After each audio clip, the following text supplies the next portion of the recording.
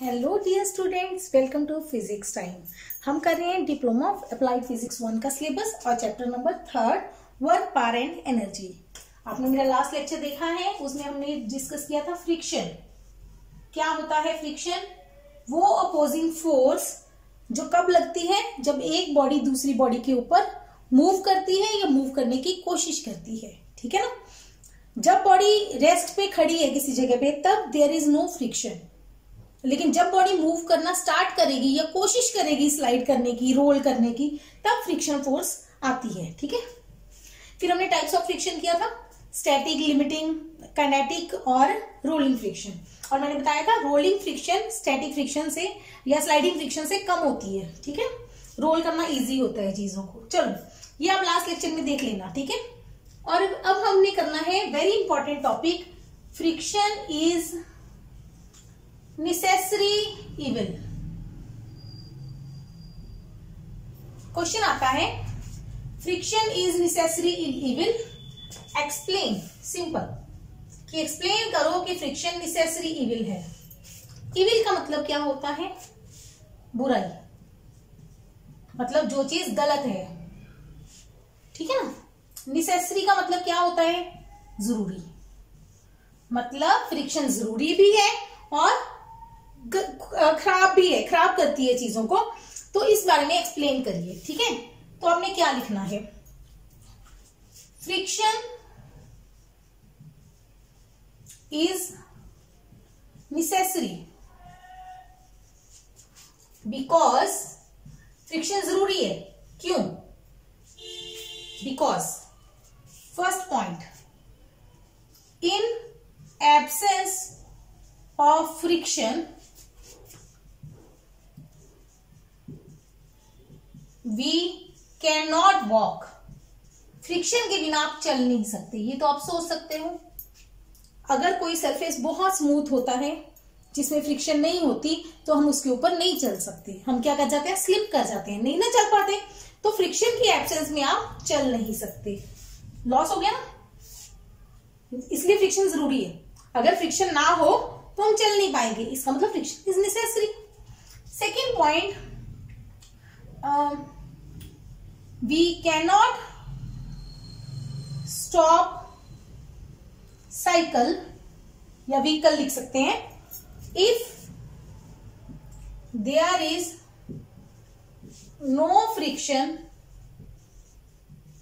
between rim and brakes। क्या लिखा है मैंने? साइकिल का रिम होता है पहिया, ब्रेक देखें ऐसे ब्रेक लगे होते हैं। जब आप ऊपर से हैंडल को प्रेस करते हैं तो ये जो पार्ट है, ये ब्रेक का पार्ट, ये रिम से चिपक जाता है। चिपक नहीं मतलब जुड़ जाता है। जुड़ जाता है तो फ्रिक्शन है, तभी ये रुकेगा। अगर फ्रिक्शन नहीं है तो ये स्लिप कर जाएगा। स्लिप कर जाएगा तो आपका साइकिल कभी भी नहीं रोक सकेंगे आप साइकिल को। एक्सीडेंट हो जाएगा, है ना, गिर जाएंगे आगे जाके।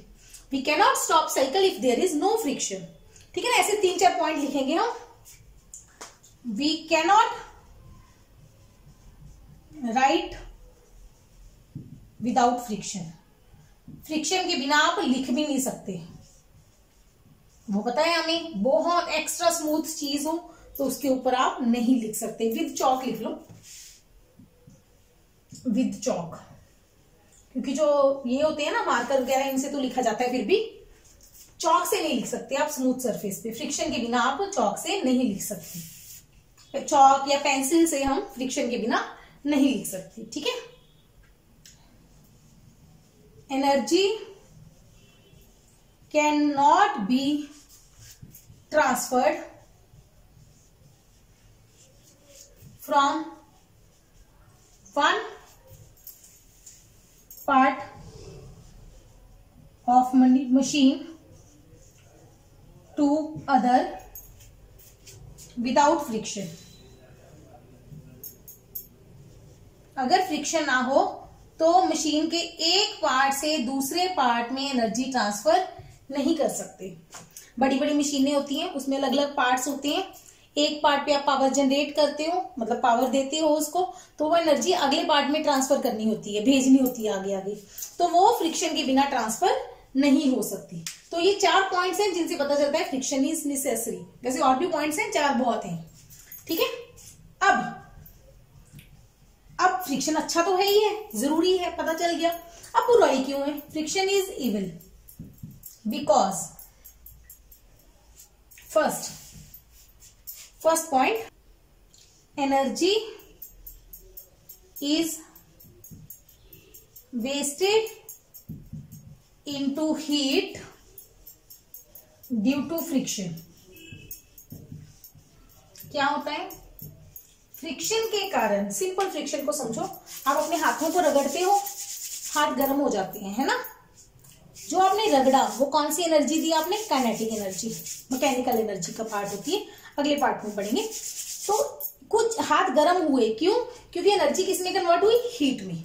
चलो ये तो हमें जरूरत है, लेकिन मशीन भी क्या हो जाती है, चल चल के, हमने घरों में भी देखा होगा आपने, मशीन चल चल के गर्म हो जाती है, गर्म होकर उसकी एनर्जी वेस्ट चली जाती है हीट में, क्योंकि वहां पे हमें हीट नहीं चाहिए। देखो, एक तो आपके घर में हीटर लगा हुआ है, गीजर लगा हुआ है, उनको तो आपने गर्म करना है, प्रेस है, कपड़े प्रेस करने वाली आयरन है ना, उसको तो आपने गर्म करने के लिए यूज करना है। लेकिन हर चीज को गर्म करने के लिए तो नहीं यूज करना। मान लो मिक्सी ग्राइंडर है ना, मिक्सी घरों में चलती है, मिक्सी से हमने हीट प्रोड्यूस करनी है? नहीं, हमने तो उससे क्या करना है, अपना जो भी मतलब मटेरियल है वो उसको पीसना है। लेकिन उससे क्या होता है, चल चल के मशीन गर्म हो जाती है, गर्म होके एनर्जी वेस्ट चलेगी फ्रिक्शन के कारण। वो गर्म क्यों हुई? फ्रिक्शन के कारण। तो एनर्जी वेस्ट चलेगी, इसलिए फ्रिक्शन क्या है? बुराई। अच्छा, गर्म होगे क्या होगा? मशीन का पार्ट खराब हो जाएगा। सिर्फ गर्म होके नहीं, वैसे भी जब मशीन के पार्ट आपस में घिसेंगे तो क्या होगा? फ्रिक्शन होगा। फ्रिक्शन से उस पार्ट्स में क्या हो जाएगा? खराब हो जाएंगे वो। It causes wear and tear of parts of machine. Machine के पार्ट्स की वियर एंड टियर करती है, मतलब खराबी करती है, उसको खराब कर देती है, ठीक है। Okay, therefore it is an evil. एक तो इसकी हीट प्रोड्यूस होती है और एक पार्ट्स की को तोड़ती है, खराब कर देती है, घिस जाते हैं पार्ट्स ड्यू टू फ्रिक्शन। अगर फ्रिक्शन ना हो तो वो पार्ट्स घिसेंगे नहीं, ठीक है ना, समझ आ गई। तो इसके लिए फ्रिक्शन जरूरी भी है पर बुराई भी है, क्योंकि ये एनर्जी को वेस्ट करता है, चीजों को खराब करता है। Therefore friction is necessary evil. Therefore friction is necessary evil. जरूरी बुराई है, जरूरी भी है और नुकसान भी करती। क्लियर? ये हो गया हमारा फर्स्ट टॉपिक। अब फ्रिक्शन बुराई है, ठीक है, फ्रिक्शन खराब करती है चीजों को, तो उससे बचाने के लिए क्या करें? फ्रिक्शन को कम करो। क्या करेंगे? फ्रिक्शन को कम करेंगे। तो नेक्स्ट क्वेश्चन है, how to reduce friction.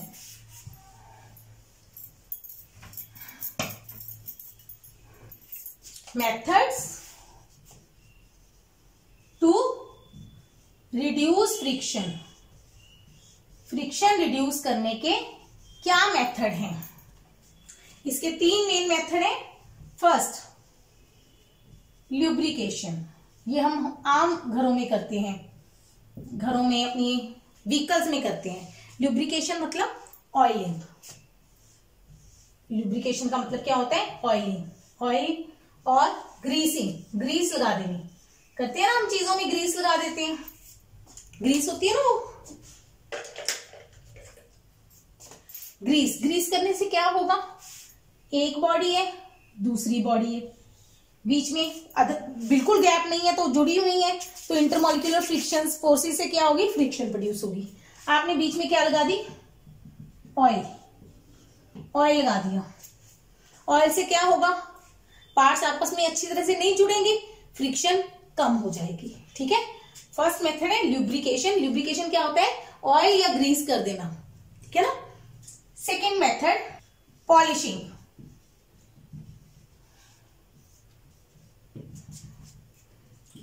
Polished surface, polish मतलब जैसे हम वो करते हैं, पेंट लगा देते हैं, ठीक है ना। एक तो ऑयल हो गया ना, एक पेंट हो गया। Polished surface are smooth, therefore this have less friction, तो उनमें फ्रिक्शन कम होती है। पता ही है, पुराने होके जर लग जाती है, घिस जाती है, ठीक है, और पॉलिश्ड होती है, नए नए होते हैं, चमकते होते हैं, तो उसमें वो कम होती है। क्या कम होती है? फ्रिक्शन कम होती है। तो फ्रिक्शन रिड्यूस हो जाती है, खत्म नहीं करनी। अगर फ्रिक्शन खत्म कर दी तो नुकसान हो जाएगा, क्योंकि फ्रिक्शन जरूरी है, हमने फ्रिक्शन को कम करना है, ठीक। और थर्ड मेथड है रोलिंग।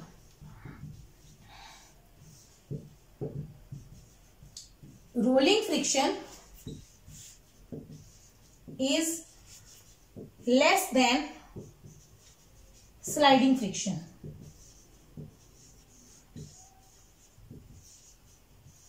ठीक है, so convert sliding parts to rolling parts। क्या मतलब है? with the help of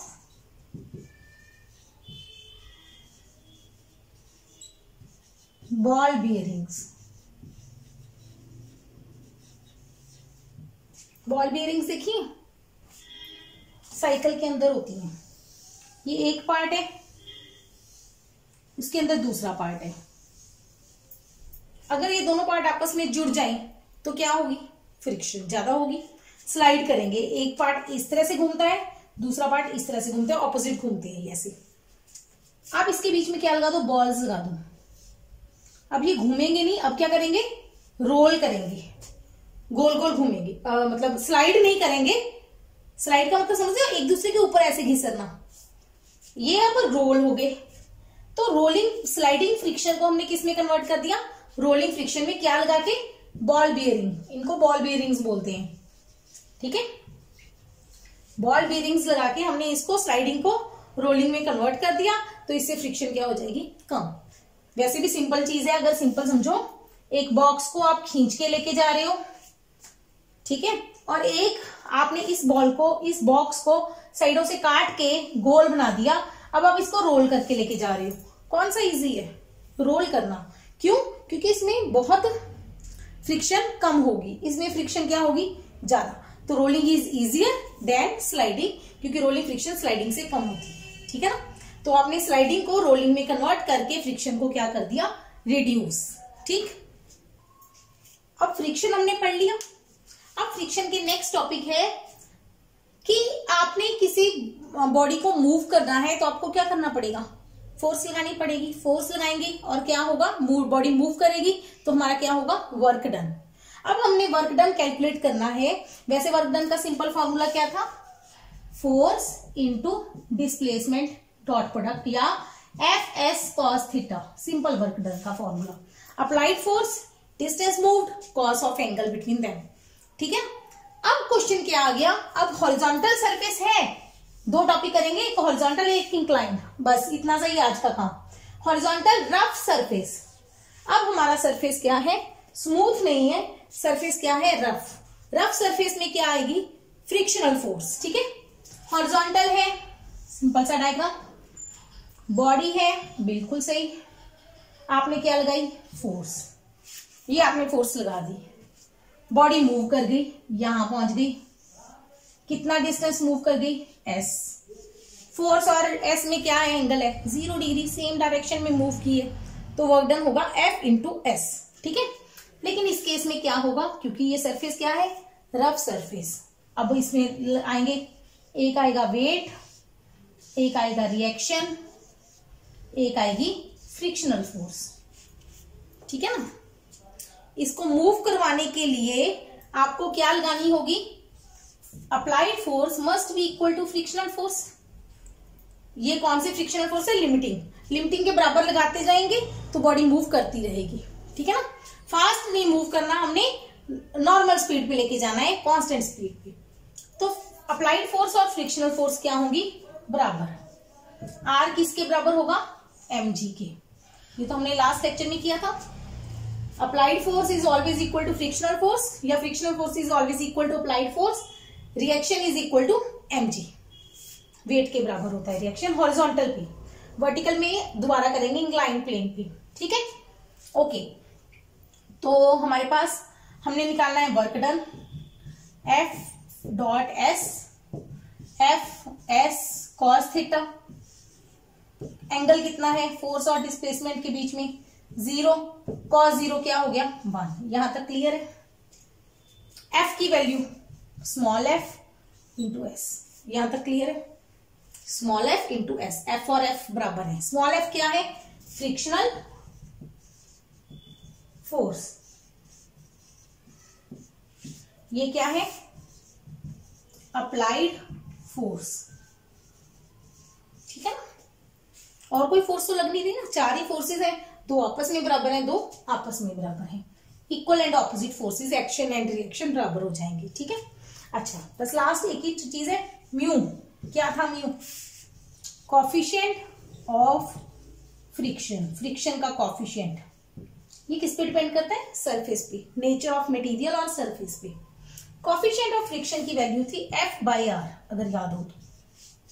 frictional force by normal reaction f by r, तो इसका मतलब एफ किसके बराबर आ गया? म्यू आर के।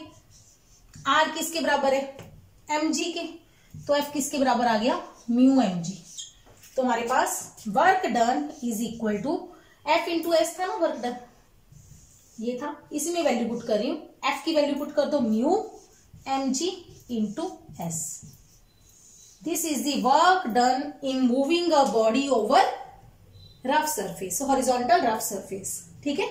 सिंपल सा मेथड है, कुछ नहीं, वर्क डन होता है फोर्स इंटू डिस्प्लेसमेंट, ठीक है। एंगल क्योंकि सेम डायरेक्शन है, एंगल 0 आ जाएगा, ठीक है ना। फोर्स और डिस्प्लेसमेंट में एंगल देखना है, फोर्स किस डायरेक्शन में? इस डायरेक्शन में। बॉडी किस डायरेक्शन में जा रही है? सेम डायरेक्शन में। तो एंगल क्या होगा दोनों के बीच में? 0, ठीक है। अच्छा अप्लाइड फोर्स और फ्रिक्शनल फोर्स आपस में बराबर, एस आर एम जी के बराबर है। कोएफिशिएंट ऑफ फ्रिक्शन से एफ निकाल लिया, एफ की वैल्यू यहां पे पुट कर दी, आंसर आ गया, खत्म। ये सिंपल से न्यूमेरिकल में यूज हो जाएगा मेथड वर्क डन का। किस सरफेस के लिए? Horizontal rough surface. अब आ जाता है inclined rough surface. Next topic is inclined rough surface. ये सारा मुझे हटाना पड़ेगा।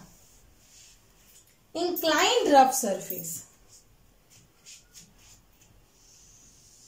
इसमें वैसे 2-3 केस है, हमारे सिलेबस में सिर्फ एक ही है, मूविंग अप। इंक्लाइंड सरफेस है, उसके ऊपर एक बॉडी रखी हुई है, ये बॉडी नीचे नहीं गिर रही, मतलब ये कोई एंगल है थीटा सरफेस का, बॉडी नीचे नहीं आ रही, इसका मतलब ये जो एंगल है ये एंगल ऑफ फ्रिक्शन नहीं है, ये एंगल ऑफ रिपोज से कम है, बॉडी अपने आप नीचे नहीं आ रही। लास्ट लेक्चर देखना, एक एंगल ऑफ रिपोज पढ़ाया था कि सरफेस को कितना टेढ़ा करो कि बॉडी अपने आप नीचे आ जाए। अब ये बॉडी अपने आप नीचे नहीं आ रही, इसका मतलब ये एंगल कम है उस एंगल ऑफ रिपोज से। चलो ये बॉडी है, बॉडी का वेट किस तरफ लगेगा? mg। पहले सिंपल चीजों पे आते हैं, ये क्या होगा? रिएक्शन, ठीक है, नॉर्मल रिएक्शन। अच्छा एक यहां पे इसके ऑपोजिट ये बनाएंगे, एक इधर बनाएंगे। ये मैंने क्या बनाए? वेट के 2 कंपोनेंट, वेट के 2 टुकड़े किए हैं। एक टुकड़ा प्लेन के परपेंडिकुलर, ये क्या है? हॉरिजॉन्टल। ये हमारा प्लेन नहीं है, ये सिंपल हॉरिजॉन्टल है, मतलब एक्चुअली रोड ऐसे होनी थी, रोड टेढ़ी हो गई। ये क्या है? इंक्लाइंड प्लेन, इंक्लाइंड प्लेन, ठीक है ना। इस पे एक बॉडी रखी हुई है, बॉडी का वेट नीचे की तरफ एक्ट कर रहा है, वर्टिकली डाउनवर्ड, रिएक्शन प्लेन के परपेंडिकुलर, वेट के 2 हिस्से कर दिए। ये एंगल अगर थीटा है तो ये एंगल भी क्या होगा? थीटा। दोनों एंगल बराबर होंगे। कैसे? ऐसे निकालेंगे, ये एंगल 90 डिग्री हो जाएगा राजे, ये 90 डिग्री, ये एंगल 90 माइनस थीटा, टोटल 90, तो ये बचा थीटा, निकल आएगा ये। mg का इधर कंपोनेंट क्या होगा? mg cos थीटा, इधर क्या होगा? mg sin theta. ये यहां तक तो सबको समझ आ गया होगा, क्लियर है। अब आगे देखो, यहां तक ये सिंपल चीज बन गई। अभी हमारी बॉडी नीचे आनी शुरू नहीं हुई, अभी बॉडी यहीं खड़ी है। क्या बॉडी पे फ्रिक्शनल फोर्स लगेगी? नहीं, बॉडी मूव नहीं कर रही, इसका मतलब फ्रिक्शनल फोर्स नहीं है। गलत, ये गलत। मैंने क्या गलत बोला? बॉडी के नीचे की तरफ फोर्स लग रही है, इसका मतलब फ्रिक्शनल फोर्स उस तरफ लग रही होगी जिसने इसको नीचे गिरने से रोका है। इनिशियली इस तरफ एक फोर्स लग रही है जिसने इस फोर्स को बैलेंस किया है, तभी बॉडी नीचे नहीं आ रही, वरना ये जो हिस्सा है ना, ये फोर्स ये नीचे लेके आती है बॉडी को। समझ आ गया? ठीक है। अब आगे देखो, अब क्या होगा। हमने बॉडी को ऊपर लेके जाना है, ऊपर मतलब हम इस तरफ फोर्स लगाएंगे, अप्लाइड फोर्स। अप्लाइड फोर्स ऊपर की तरफ है, तो इस तरफ क्या होगा, बॉडी यहां पहुंच जाएगी, ऊपर जाएगी। जब हम ज्यादा फोर्स लगा के लेके जाएंगे तो ये क्या हो गया, डिस्टेंस मूव्ड, वर्क डन होगा। Simple, F.S। अब ध्यान दो, फोर्स और डिस्प्लेसमेंट में कितना एंगल है। फोर्स और डिस्प्लेसमेंट, फोर्स किस तरफ लगा रहे हैं, इस तरफ। बॉडी किस तरफ जा रही है, सेम डायरेक्शन में। बॉडी भी इसी तरफ गई है, फोर्स भी उसी तरफ है, तो एंगल कितना हो गया बीच में, 0 डिग्री। यहां तक समझ आ जाना चाहिए। F/S, हमने फोर्स जिस तरफ लगाई है, बॉडी भी उसी तरफ गई है, तो एंगल दोनों के बीच में 0 डिग्री हो गया, तो वर्क डन आ गया F/S। ठीक। अब बॉडी ऊपर जा रही है, सरफेस कौन है, रफ है, तो कौन सी फोर्स आएगी, एक और फ्रिक्शनल फोर्स। दोबारा बना रही हूं इस चीज को, मैं यहां पे बना देती हूँ कंपोनेंट mg sin थीटा, ऊपर बना दिया थोड़ा सा, कोई दिक्कत नहीं है। बॉडी किस तरफ जा रही है, इस तरफ। फ्रिक्शन किस तरफ होगी, ऑपोजिट, तो इस तरफ हमारी क्या लगेगी, फ्रिक्शनल फोर्स। बस ये डायग्राम समझ आ गया, क्वेश्चन हो गया। बस ये डायग्राम समझना है। mg के 2 हिस्से किए, एक इस तरफ एक इस तरफ, ये पहले हो गया था काम। अब जब बॉडी ऊपर जाने लगी तो फ्रिक्शनल फोर्स नीचे आ गई। पहले फ्रिक्शनल फोर्स ऊपर थी, लेकिन जब बॉडी ऊपर जा रही है तो फ्रिक्शनल फोर्स नीचे आ जाएगी। फ्रिक्शनल फोर्स हमेशा बॉडी के मोशन के ऑपोजिट आएगी, ये पढ़ा था हमने लॉज ऑफ फ्रिक्शन में। ठीक, बस खत्म हो गया, खत्म है। ध्यान दो, आर किसके बराबर, डायग्राम से देखो, आर किसके बराबर, आर और mg cos थीटा ऑपोजिट है, बराबर होंगे हमेशा। जो चीजें ऑपोजिट है वो बराबर होंगी। अच्छा, और कौन कौन सी फोर्सेस ऑपोजिट है, ये तो हो गई ना वर्टिकल वाली, इसके ऑपोजिट कुछ नहीं है, mg के ऑपोजिट कुछ नहीं है, छोड़ दो। एक फोर्स ऊपर है, 2 चीजें नीचे हैं, तो F किसके बराबर होगा, small f plus mg sin theta. Capital F किसके बराबर होगा, small f plus mg sin theta. ठीक है, ओके। अगली चीज, म्यू किसके बराबर होता है, F बटा R, तो F किसके बराबर हुआ, म्यू R।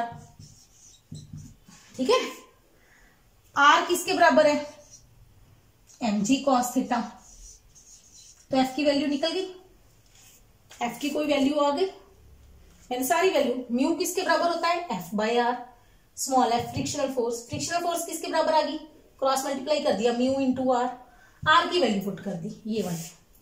तो हमारे पास अप्लाइड फोर्स कितनी आ गई, mu mg cos theta plus mg sin theta. ठीक है, वर्क डन किसके बराबर आ गया, F/S, mu mg cos theta, F की वैल्यू भर दी, प्लस mg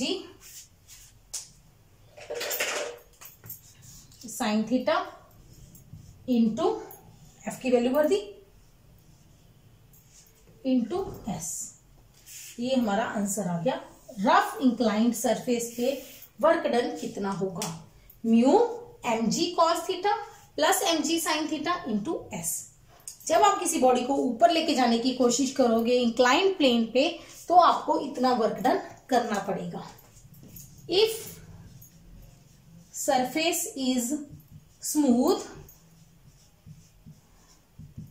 तो म्यू को 0 कर दो, तो वर्क डन आ जाएगा mg sin theta into S, mg sin theta into S।